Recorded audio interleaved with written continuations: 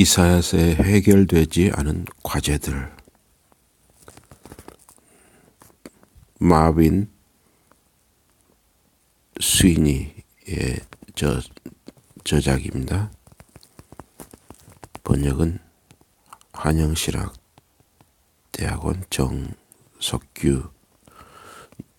정석규님입니다.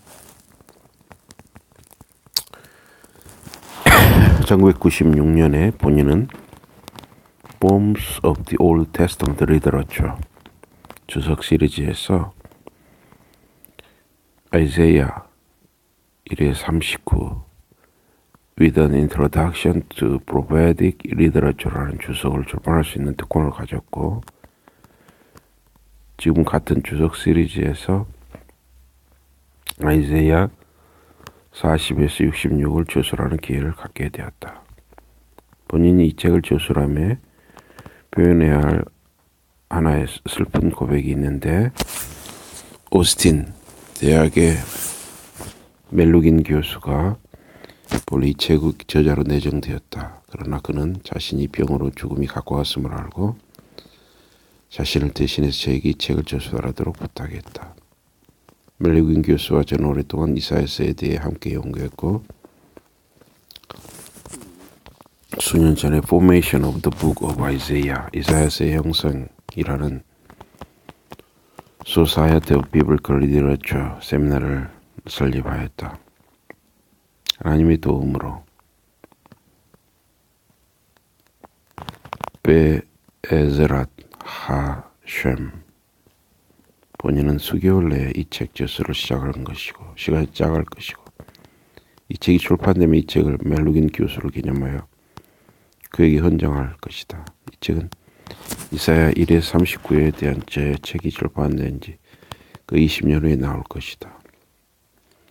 본인은 이사야 1회 39장에 대한 이전의 연구뿐만 아니라 이사야 40에서 66장의 여러 측면에 대한 수많은 소논문을 통해서 이사야서에 대한 경험을 확장했다.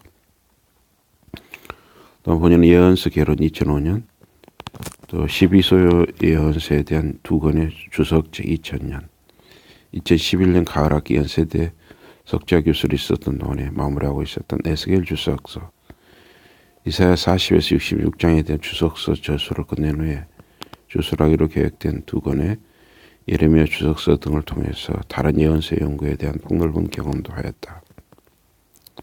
본인은 이사야 40에서 66장에 대한 책을 조술함에 있어서 이런 학문적 경험들을 드러내고자 한다. 새로운 주석서는 제 이전 연구를 토대로 해서 집필될 것이고, 아직도 해결되지 않은 수많은 과제들은 이사야 40에서 66장에 대한 이후의 연구에서 마무리될 것이다. 그러므로 본인은 이사야 40에서 66장에서 마무리될 과제들에 대한 궤관뿐만 아니라 이사야 1회 39장에 대한 이전 연구의 주요 결과물에 대한 궤관을 제시하기를 희망한다. 본인의 이사야에 대한 이전 연구는 몇 가지 주요 관심사에 집중하고 있다. 첫째는 이사야서 전체의 최종 형태의 공시적인 문학적 구조, 두 번째 이사야서의 편집 역사에 대한 동시적인 재구성, 세 번째 이사야서에 나타난 신정론 또는 하나님의 공의에 대한 신학적 질문, 네 번째 이사야서에 나타난 다윗 언약의 변형.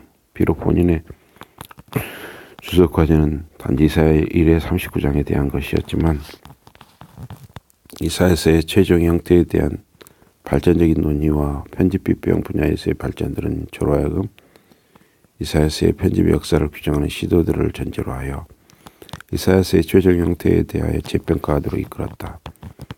피터 아크로이드, 조아킴 베커, 브레바드 S. 차일스, 로널드 E. 클레멘스, 롤프 렌토로프, 그리고 여러 학자들은 이사야서의 최종 형태에 대한 의문을 제기하였다.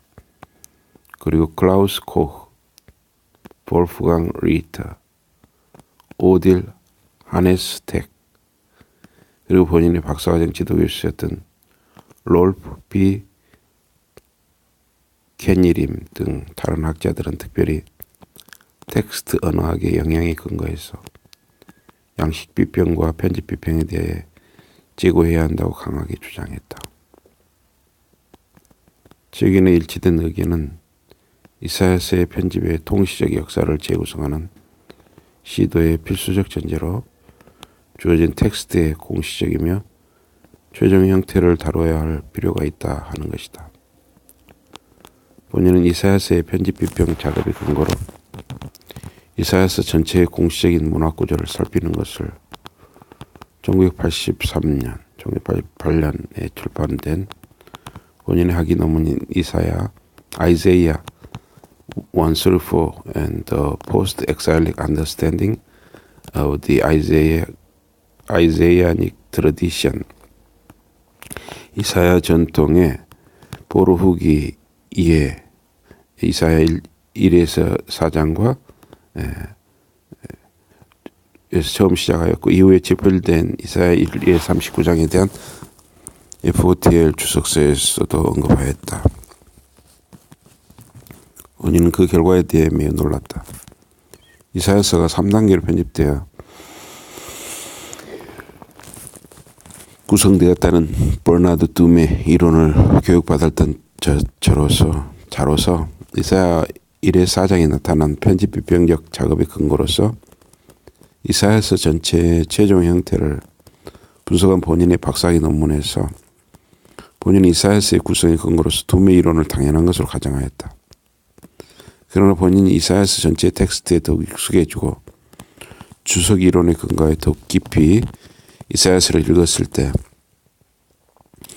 이사야서가 제1 이사야 1에서 39장, 제2 이사야 40에서 55장, 제3 이사야 56에서 66장으로 구성되었다는 둠의 모델이 전체로서 이사야서의 공시적인 최종 형태와 메시지를 밝히는 데 있어 전혀 적합하지 않은 것임이 분명하게 되었다.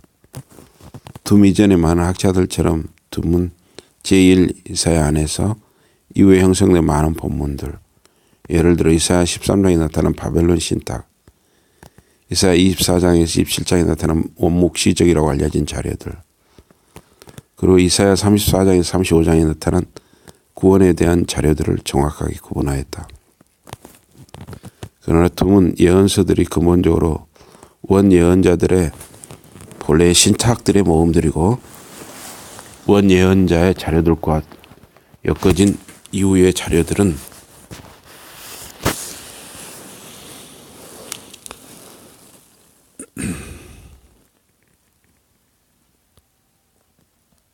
단순히 보충적인 것이 불과하다는 일반적인 전제를 따랐다. 그러나 현대의 주석 이론은 편집자들, 리덱터스에 대해 자신들이 보충하고 전수했던 위대한 예언자들의 말씀을 자주 잘못 이해했던 텍스트의 수집가에 불과하다고 설명하지 않는다. 오히려 편집자들은 자신들의 권한으로 시대의 필요와 관점들에 따라 예언자에 대한 새로운 이해를 드러내기 위하여 자신의 본래의 작품들과 함께 이전의 텍스트들을 선택하고 해석하고 그리고 다시 고쳐 쓴 창조적인 저자들이며 신학자들이었다. 간단히 말하면 편집자들은 그들 자신의 해석학적이며 신학적인 의도에 따라서 그러한 책을 우리 독자들에게 현재의 형태로 제시한 예언서들의 저자들이었다. 이사야서는 단순히 아모스의 아들 이사야, 포로기의 이사야, 그리고 초기 페르시아 시대의 이사야의 말씀들로 세 부분으로 구성된 수집물이 아니다. 오히려 이사야서는 그의 독자들에게 야훼 신앙을 지킬 것을 요청했던 아모스의 아들 이사야의 비전을 제시한 것이다. 이러한 제시는 왕정, 포로기 그리고 포로 후기와 연관된 역사에 나타난 야훼의 활동을 해석하는 데 있어서 주전 8세기부터 5세기까지 약 400년에 걸쳐서 주어졌다. 이것은 수많은 주요 예언자들과 편집자들에 의해서 기록되었을지도 모르지만 이것은 하나의 예언서로 이루어진다. 이 책은 제1 이사야, 제2 이사야, 제3 이사야라는 역사적인 표준적 패러다임에 따라 구성되지 않는다. 오히려 이 책은 두 개의 주요 부분으로 구성된다. 시온에서부터 온 세계에 나타날 야훼의 계획을 기대하고 있는 이사야 1에서 33장, 그리고 시온에서부터 온 세계에 나타날 야훼 통치의 시련을 선포하는 이사야 34장에서 66장. 이사야서에 나타난 여러 특징들은 이러한 결론들을 보여주고 있다. 첫째는 이사야 1장과 34장 사이에 있는 병행들이다. 이 두 장은 모두 예루살렘 시온을 정화하려는 야훼의 계획을 선포하는 근거로 이스라엘의 결점들을 지적한다. 둘째는 이사야 34장에서 66장에서 선포된 회복을 기대하는 이사야 1에서 33장에 있는 텍스트들의 배열이다. 예를 들어 이사야 2장에서 4장은 예루살렘의 종황에 대한 계열을 제시하고 이사야 5장에서 12장은 새로운 왕의 통치를 기대한다. 이사야 13에서 27장은 야훼의 통치를 보여줄 바벨론과 함께 시작되는 열방들의 심판을 기대하며 이사야 28에서 33장은 예루살렘을 정화하고 새로운 통치자를 일으키려는 계획들을 다시 언급한다. 셋째는 이사야 7에서 9장에 나타난 아하스 왕과 이사야 36에서 39장에 묘사되는 히스기야 왕에 대한 기사들의 병행들이다. 두 왕은 모두 위기의 시기에 시험을 받았다. 아하스가 이사야 야훼에 대한 믿음을 거절한 것은 이사야서의 전반부의 심판을 야기한 반면에 히스기야가 이사야 야훼를 신뢰하기로 결정한 것은 이사야서의 후반부에서 회복에 대한 하나의 모델을 제공한다. 이사야 1에서 33장은 심판의 여파로 회복을 기대한 반면 이사야 34장에서 66장은 심판의 시기가 끝났고 회복이 곧 올 것임을 선포한다. 본인의 이사야서에 대한 편집 비평적 모델은 이전의 이론들과 매우 다르다. 제1 이사야, 제2 이사야, 제3 이사야라는 제3단계 모델은 3단계 모델은 더 이상 견고하지 않다. 왜냐하면 근본적으로 이사야 1의 39장 안에 후기 왕정시대, 포로기 그리고 제2성전시대로 보아야 하는 많은 후기 문서들이 존재하기 때문이다. 그러므로 본인은 주전 8세기부터 5세기에 걸쳐 이루어진 이사야서의 편집 역사에 대한 4단계 모델을 제시하였다. 편집 비평적 작업이 성서의 최종 형태와 함께 시작해야 하기 때문에 본인은 그것들을 시간적인 역순으로 제시한다. 이 글은 구약논단 제18권 1호 동권 43집 2012년 3월 30일에 실렸던 겁니다. 이사야서 전체의 최종 형태는 초기 제2서성전 기간, 즉 에스라와 느헤미야가 예루살렘 성읍의 회복을 감독하였고 이스라엘 땅에서 유다 백성들의 삶에 있어서 사회 정치적이며 종교적인 정체성을 재확립하는 근거로 하나님의 율법을 받아들였던 시기인 주전 5세기 말로 설정된다. 편집의 최종 단계에서 형성된 주요 부분은 이사야 1, 56에서 59, 63에서 66장이다. 최종 바로 이전 단계인 6세기의 편집은 이사야 2에서 55, 60에서 62장에 나타난다. 이 부분은 온 세상에 대한 야훼의 통치의 중심으로 예루살렘의 회복을 외치고 있다. 이 편집 중의 주요 부분으로는 이사야 2에서 4, 13, 24에서 27, 34에서 35, 38에서 39, 40에서 55, 60에서 62장을 들 수 있다. 다음 단계인 7세기 편집은 이사야 5에서 37장에 나타난다. 이 부분은 요시야 왕의 국가적이며 종교적인 개혁을 옹호하기 위하여 설계된 것이다. 이 편집 중의 주요 부분은 이사야 7, 11에 12, 32, 36에 37장을 포함한다. 마지막으로 주전 8세기 아모스의 아들 이사야의 신탁이 이사야 1, 2에서 4, 5에서 6, 8에서 10, 14에서 23, 28에서 31장의 근간이 되는 요소들이 나타난다. 이사야의 신탁은 왕조와 국가를 하나님께서 보호하신다는 다윗 전통에 근거한 것이다. 이 부분들은 국가의 보호를 위하여 궁극적으로 재앙을 가져올 이방 나라와의 동맹을 피하고 오직 야훼만 의지할 것을 유다의 왕들에게 요청하는 것에 특별히 관심을 갖는다. 이사야서를 해석하는 데 있어서 주요 신학적 관심 가운데 하나는 신성론에 대한 질문이다. 즉 야훼께서 진정으로 온 우주를 통치하시는 창조주이시며 이스라엘의 하나님이신가? 야훼께서 이스라엘을 위해서 활동하시는가? 야훼는 공의로우신가?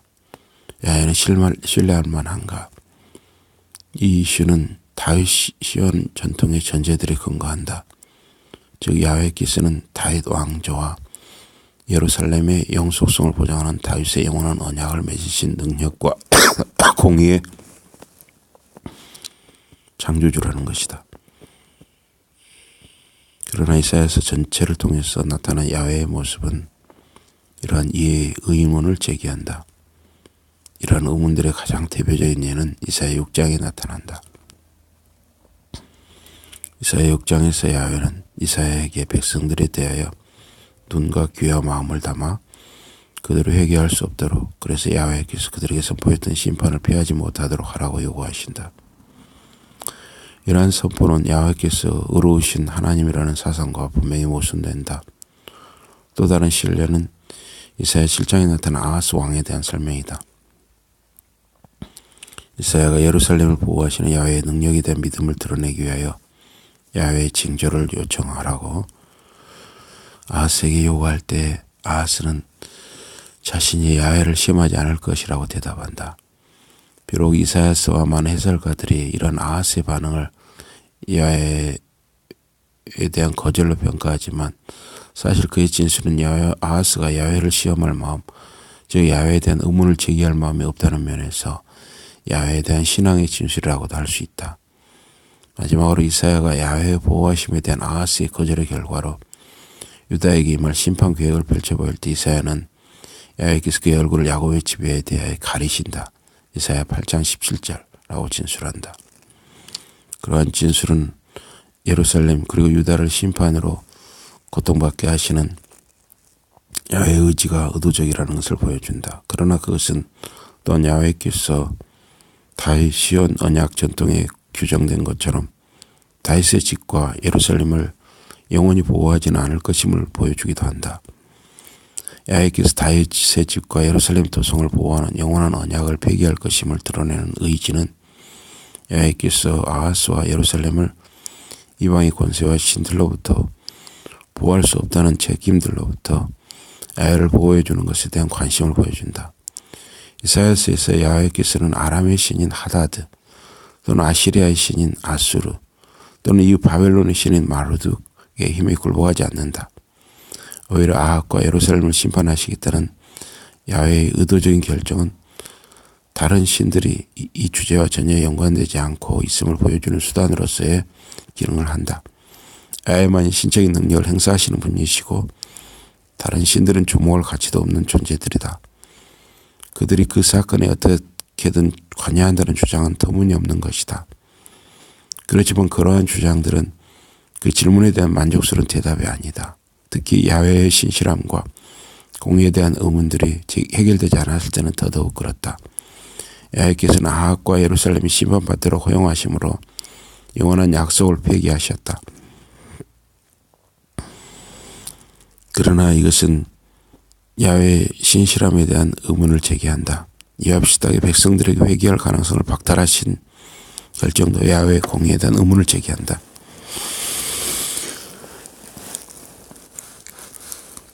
야훼께서 아하스와 예루살렘에 대해 심판을 허용하심으로 궁극적으로 모든 나라에 대한 통치를 보여주실 것이라는 목적론적 논증은 그 행동 자체가 본질적으로 그리고 저절로 공의로운가라는 존재론적 질문에 대답하지 않는다.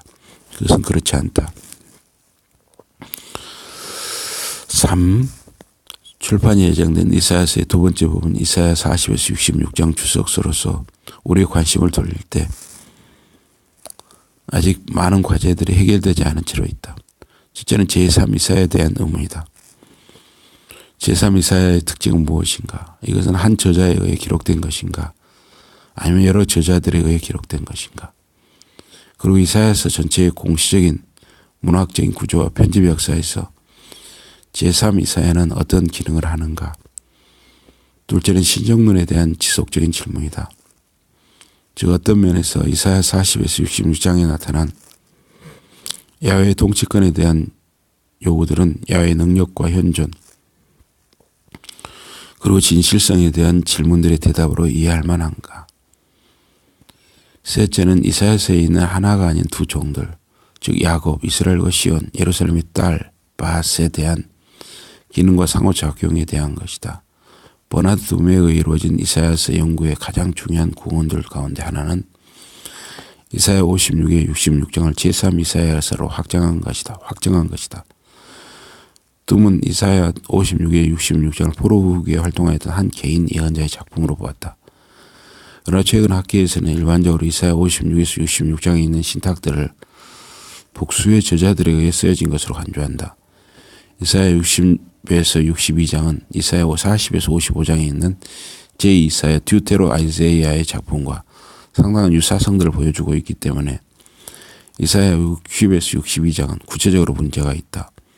어떤 학자들은 이사야 40에서 66장의 전체가 제2 이사야 듀테로 아이제이아에 의해 쓰여졌다고 주장하지만 이사야서의 이전의 부분들과의 간본문적 관계들 (intertextual relationships) 뿐만 아니라 문체와 내용의 차이들은 이사야서 56에서 66장이 사실상 다른 저자들에 의해 기록된 것임을 보여준다.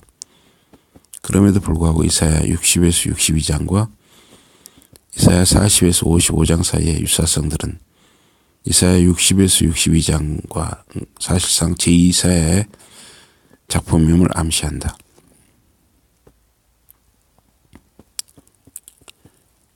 이사야서의 더 넓은 공시적인 문학적 구조 안에서 이사야 56에서 66장의 기능을 고려할 때 본인은 그들이 이사야 55장을 서론으로 하여 이스라엘의 언약 공동체 구성원들에 대한 문제에 초점을 맞추고 있다고 주장하였다. 이사야 56에서 66장은 이스라엘 유다 백성들 사이의 갈등과 불일치를 전제하며 피조물과 열국 그리고 이스라엘 유다에 대한 야훼의 통치권을 인정하지 못하는 것으로 여겨지는 자들에 대한 심판의 계획을 묘사한다. 이러한 주장은 이사야서 학자들에게 이미 잘 알려진 것이다. 그러나 언약의 구성원에 대한 기준은 덜 이해되고 있다. 이사야 55에서 66장은 성전과 제사장직에 관심을 갖고 있는 종교 집단에 대항하도록 구성된 이상적인 예언자 그룹 또는 원목시 그룹을 전제하지 않는다. 오히려 이사야 56에서 66장은 언약의 구성원에 대한 핵심 요소로 거룩한 준수를 강조한다. 이사야 56장 1에서 8절은 안식일 준수를 하나님의 뜻을 지키는 주요 기준으로 규정하고 안식일을 지키는 고자들과 야훼께 연합한 한일와 이방인들을 인정한다. 많은 학자들은 이러한 규정들이 제3 이사야가 제사장직에 대한 반대 혹은 에스라와 느헤미야의 계획을 반대하는 증거로 이해한다. 신명기 23장 1에서 8은 생식기에 심각한 질환이 있는 사람들뿐만 아니라 모압과 암몬 사람들을 성전으로부터 배제하라고 말한다. 제3 이사야는 모압과 에돔 사람에 대하여 실제로 어떤 언급도 하지 않는다. 그리고 일반적인 이방인들이 이스라엘 가운데 사는 것과 국가의 일원이 되는 것은 허용되고 있다. 출애굽기 12장 48에서 49, 레위기 16장 29, 19장 33에서 34, 24장 22, 민수기 9장 14, 11장 14, 16, 신명기 16장 11, 14, 24장 17에 18, 26장 11.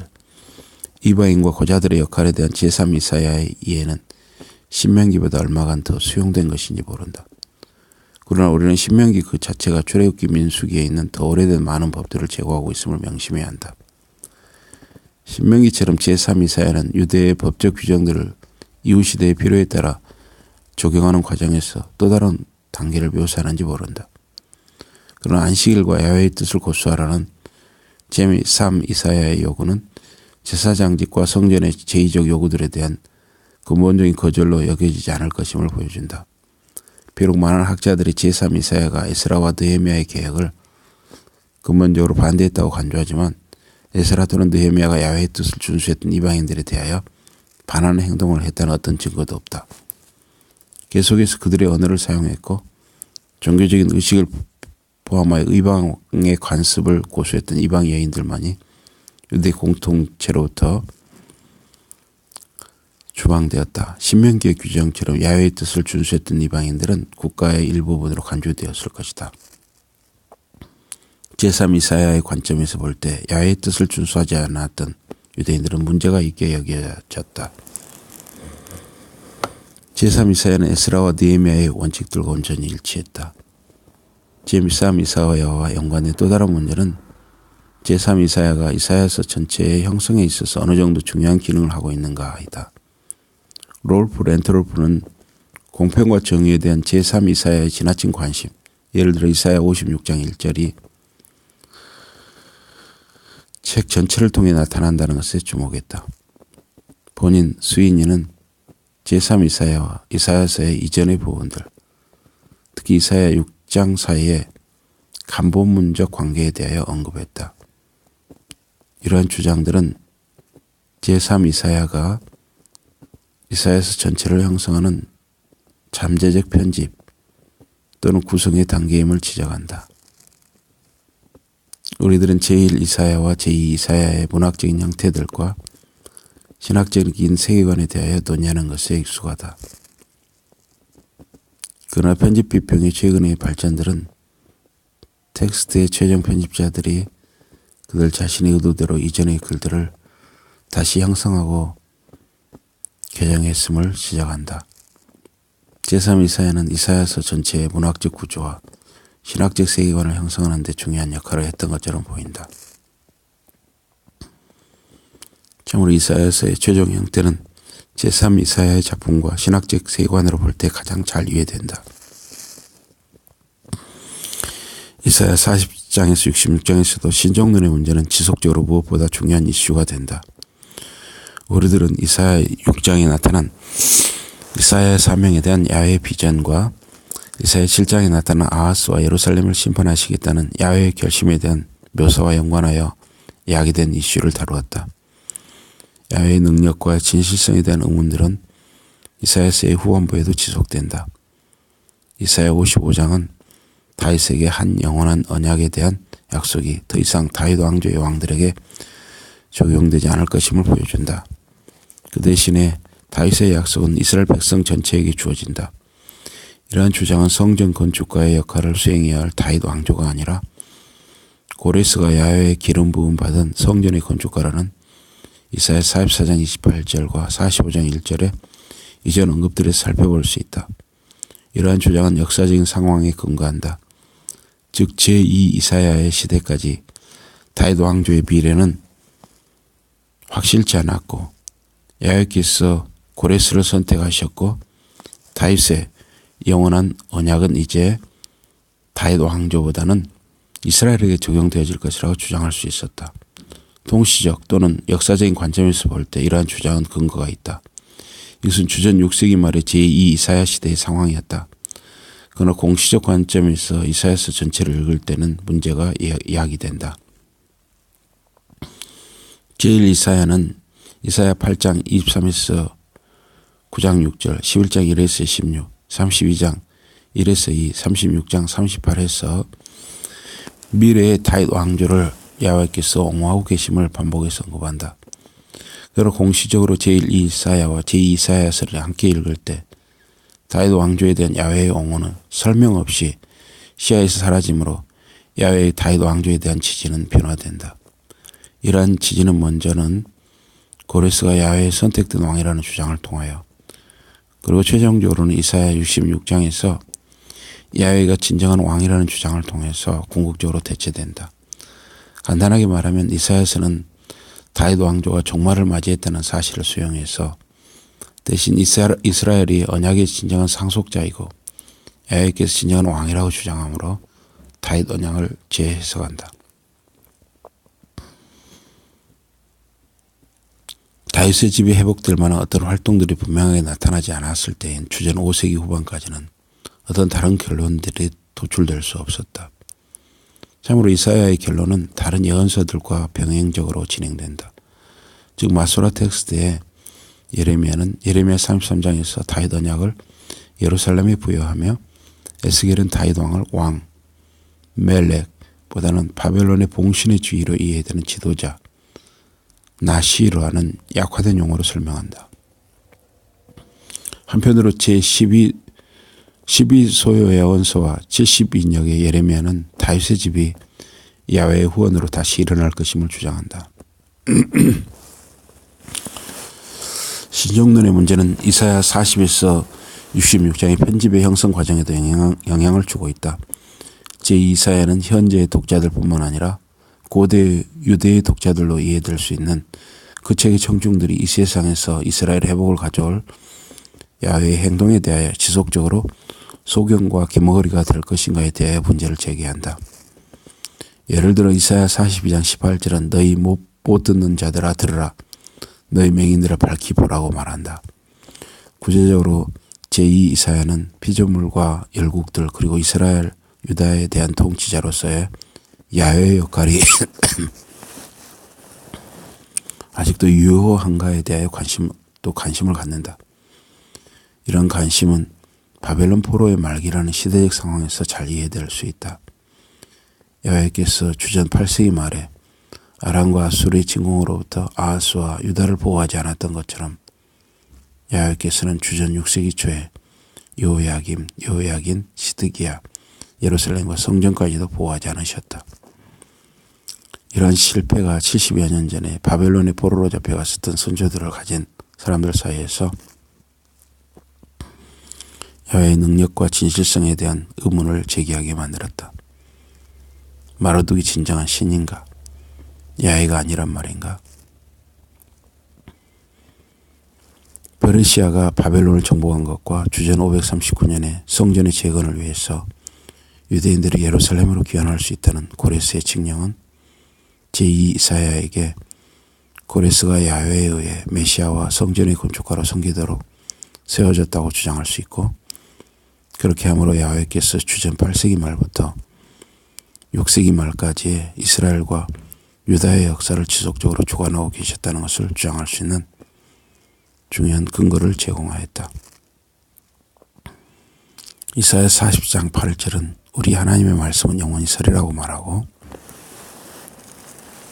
이사야 55장 11절은 내 입에서 나가는 말도 이와 같이 헛되이 내게로 되돌아오지 아니하고 나의 기뻐하는 뜻을 이루며 내가 보낸 일의 형통함이니라고 진술한다. 이러한 두 주진수는 모두 청중들에게 야훼가 진정으로 효과적이고 힘이 있고 의로운 하나님이시며 바벨론 도시의 우상신에게 패배한 거짓신이 아니라는 것을 확신시키도록 의도되었다. 이 주제의 인터텍스추얼 디멘전, 간본문적 차원도 고려되어야만 한다.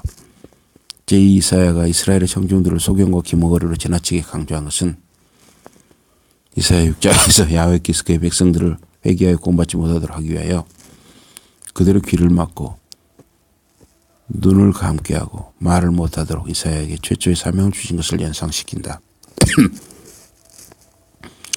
제2이사야의 시각에서 볼 때 백성들이 기머거리와 소경과 벙어리가 되는 것이 끝나고 야훼께서 계속해서 활동하셨고 목적의식을 갖고 계셨다는 것을 인정하는 시간이 도래하였다.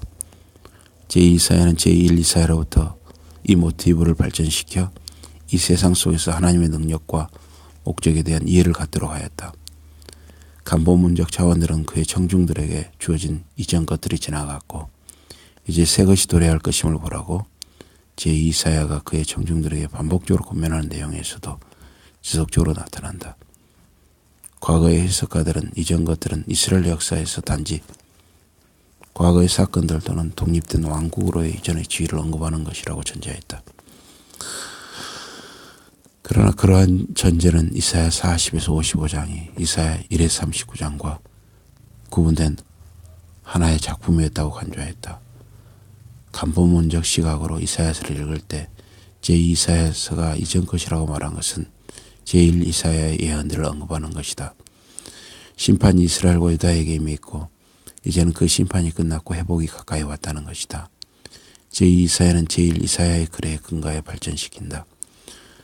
종, 특히 고난받는 종의 역할은 두메 시대부터 현재까지 이사야서 해석의 주요 관심사가 되어왔다. 종의 인물은 기독교적 해석에 있어서 특별히 중요한 하나의 관심사가 되어왔다. 왜냐하면 종의 고통은 신약 성서에서 예수의 고통으로 이어지는 것처럼 보이기 때문이다. 둠은 이사야 42장 1에서 9, 49장 1에서 6, 50장 4에서 9, 52장 13에서 53장 12에 나타난 4개의 종의 노래의 범위를 확정하므로, 그리고 그것들이 한 명의 독립적인 저자에 의해서 구성된 것이라고 주장하여 그것들을 현재의 문학적 문맥에서 분리시키므로 종의 인물에 대한 현대 해석 연구에 큰 영향을 주었다. 종의 노래를 독립된 텍스트로 간주하는 것은 종을 수많은 인물들과 동일시하도록 이끈다. 예를 들어 스룹바벨, 요야긴, 모세, 고레스 또는 그 외의 다른 사람들, 유대교의 주석은 이사야 49장 3절이 종을 이스라엘과 분명하게 동일시하고 있음에 주목하고, 이사야서의 문학적 문맥도 이스라엘과 야곱이 야훼의 종이라는 반복되는 주장을 통하여 이러한 정체에 대한 이해를 강화시킨다. 비록 이사야 49장 5절에서 종의 과제가 이스라엘과 야곱을 야훼께로 돌아오게 하는 것이라고 언급하기에 종을 이스라엘과 동일시하는 것에 어려움이 있기는 하지만, 많은 현대의 비평가들이 제안했던 것처럼 이사야 49장 3절의 텍스트로부터 이스라엘을 제거하는 것에 대한 어떤 본문 비평적 정당성은 없다. 텍스트는 그대로 있어야 한다. 이스라엘은 종이고 그 종의 과제는 이스라엘 야곱을 야훼께로 돌아오도록 하는 것이다. 그러나 이러한 논쟁은 이사야서에 나타난 종의 인물에 대한 또 다른 차원을 불분명하게 만든다. 즉 이사야서에서 야훼의 종은 한 인물이 아니라 두 인물이다. 이사야서에서 이스라엘 야곱은 남자 종의 모습으로 시온에 따른 여자의 모습과 유사하게 나타난다. 여자 종의 모습은 이사야 49에서 54장인 제2이사야 본문 가운데 남자 종인 이스라엘 야곱과 대응이 되는 인물로 자주 등장한다. 시온의 딸을 종의 인물로 인식하는 것은 시온의 딸이 고대 이스라엘과 유다의 문학에서 결혼식 전통의 기능을 보여준다는 면에서 또 다른 차원의 논의로 이끈다. 즉 고대 이스라엘 문학에는 이스라엘 또는 시온 예루살렘의 딸과 같은 여자의 모습을 야훼의 아내와 동일시하는 전통들이 있다. 예를 들어 이사야 49에서 54, 예레미야 2, 예스겔 16, 호세아 1에서 3, 스바냐 3장 14에서 20은 시온의 딸이 신부가 그녀의 남편인 야훼의 귀환과 결혼의 회복을 소망하거나 경험한다는 면에서 시온의 딸은 회복에 대한 매우 중요한 은유와 종의 인물인 이스라엘 야곱에 대한 중요한 유사점을 제공한다. 이사야 40에서 48장 전체와 이사야 49에서 54장에서도 또다시 이스라엘 야곱은 귀환하기 전에 신부를 찾기 위해 포로지로 떠났던 인물로 묘사된다. 창세기에서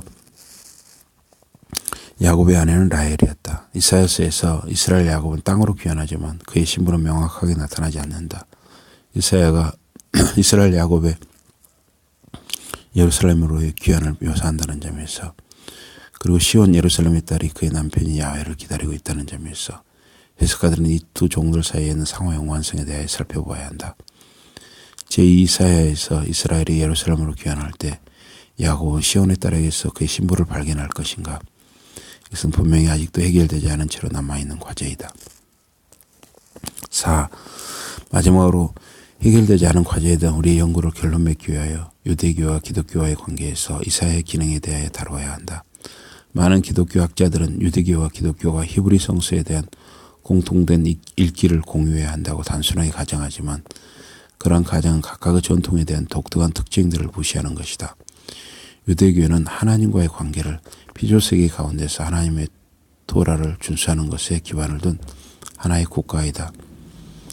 기독교는 하나님과의 관계를 예수와의 인간관계에 기반을 둔 하나의 종교 제도이다. 위에서 우리가 살펴보았듯이 유대교는 이사야서에 나타난 종을 이스라엘 야곱으로 이해한다. 기독교는 그 종을 예수로 이해한다. 따라서 기독교는 이사야서가 신약성서에서 예수를 이해하는 근거로 자주 인용된다는 점에서 이사야서를 제5복음서로 이해한다. 그러나 다른 차원들은 이사야서를 읽는 것에 있어서 기독교의 근본적인 관심들을 보여준다. 첫째는 다윗의 집과 야훼의 관계를 상정하는 왕정 이데올로기와 누가 결국에 진정한 그리고 이상적인 다윗계의 왕으로 인정될 수 있을까에 대한 질문이다. 열국에 대한 이사야의 관심은 이사야 2장에서 시온을 향한 열국들의 행렬과 함께 시작되고, 이사야의 두 번째 부분에서 열국으로 보내진 빛과 율법을 포함하여 그리고 야훼의 세계적 통치가 이사야서의 결론부에서 알려지는 것처럼 야훼를 존경하고 이스라엘의 남을 자들을 예루살렘으로 돌아가기 위하여 오게 될 열국들의 행렬에서 절정을 이루는 것으로 고려되어야 한다. 이러한 측면에서 이사야는 기독교 신학을 잘 세워주고 다윗 언약과의 연속성을 상정하며 옛 이스라엘의 종말과 새로운 이스라엘의 등장을 지적하고 그리고 이사야의 세상에 대한 시각은 예상된 회복 구원의 시나리오에서 세상의 열방들을 포함한다. 또한 이사야는 유대교의 관심을 잘 세워준다. 랍비의 유대교는 야훼의 사랑이 심판과 포로의 여파 속에서 어떻게 이스라엘을 궁극적으로 회복시킬 것인가를 설명하는 위로의 책으로 이사야서를 읽는다. 이사야서는 예루살렘으로의 귀환과 야훼를 대신하여 통치할 이상적인 다윗계 왕의 세워짐을 지적한다. 또한 이사야서는 이스라엘과 야훼의 관계, 넓게는 세계와 야훼의 관계에 대한 근거로 하나님의 율법을 바라본다. 이사야서는 히스기야와 그의 동료들에 의해서 쓰여진 하나의 편집된 책이다. 이사야서는 유대교에서 안식일과 절기 예식 가운데 읽혀지는 토라 텍스트에 동반되어 해석되는 예언서 읽긴 하프타롯 가운데 가장 많이 읽혀지는 예언서이다. 야곱과 모든 열국들이 그들의 무기들을 파괴하고 야훼의 토라 가르침을 배우기 위하여 시온산에 올라간다는 평화로운 세상에 대한 이사야의 비전은 두 전통들 기독교 유대교 속에서 여전히 이상적인 하나의 분보기로 남아있다. 예, 참고 문헌들이 있습니다. 참고 문헌.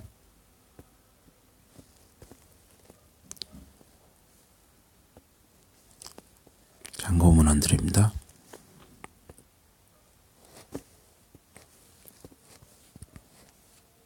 참고 문헌들입니다. 네, 이상으로 2012년 3월 31일 구약론단 제18권 1호에 홍권 43집에 실렸던 수인이의 글, 마빈 수인이의 이사야서에 해결되지 않은 과제들에 대해서 읽었습니다. 네. 고맙습니다.